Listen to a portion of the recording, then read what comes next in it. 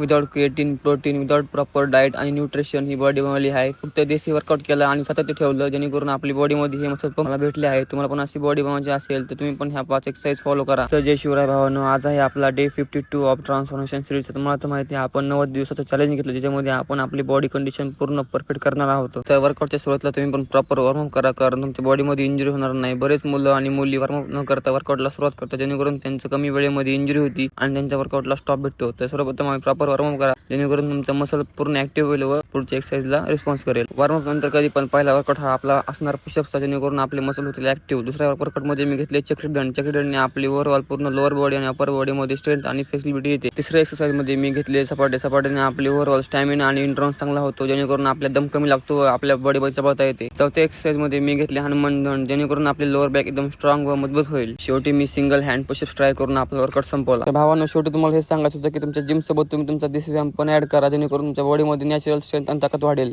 आजच्या व्हिडिओमध्ये एवढंच. चला भेटू उद्याच्या ब्लॉगमध्ये.